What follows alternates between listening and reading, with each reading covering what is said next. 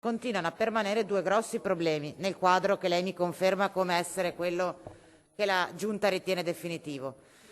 Il primo è legato alle competenze di Veneto Sviluppo, cioè nel momento in cui lei mi sta dicendo che la scelta fatta a maggio 2020 di trasferire ad Avepa le funzioni è la scelta definitiva, grazie, noi stiamo sostanzialmente disperdendo un capitale umano, tecnico, fondamentale che in questi anni si è costruito attorno all'esperienza di Veneto Sviluppo, che è un tema importante anche perché Avepa è una società partecipata che si è trasformata recentemente ma che proveniva quindi con un'expertise che proveniva dal settore primario. Quindi primo problema, trasferiamo le funzioni ma non individuiamo il meccanismo per trasferire insieme alle funzioni anche le competenze e le capacità.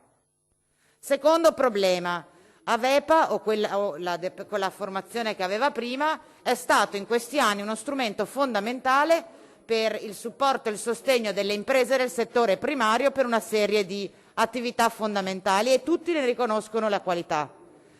Come sarà oggi la capacità che Avepa avrà di corrispondere alle esigenze delle imprese dell'agricoltura che continuano ad esistere anche dopo il 1° gennaio del 2022?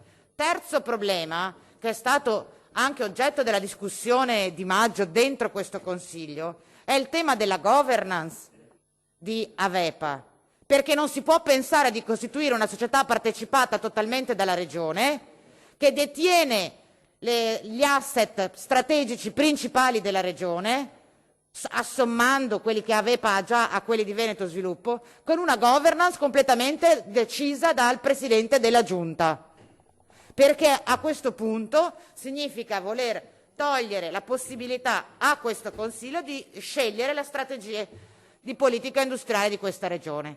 E questi sono problemi che non hanno connotazione politica, diciamo, ma di cui il Consiglio deve essere messo al corrente. Ecco perché io ho continuato a sostenere in diversi emendamenti che quell'impostazione che avete dato a maggio poteva essere accettabile perché avveniva nel momento di una tragedia collettiva e quindi sposto un po' ad Avepa e quindi prorogo Veneto Sviluppo, ma a nostro giudizio non può in alcun modo essere la soluzione definitiva per questo problema.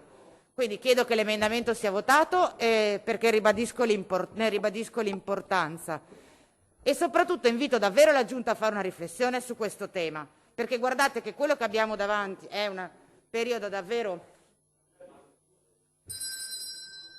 complicatissimo. Colleghi, vi chiedo una cortesia. Quando un collega interviene, se dovete interloquire tra di voi, uscite dall'aula. È davvero un problema molto complicato. Io credo che sia altrettanto importante che la Regione si doti anche dal punto di vista operativo e organizzativo degli strumenti più efficienti. Grazie.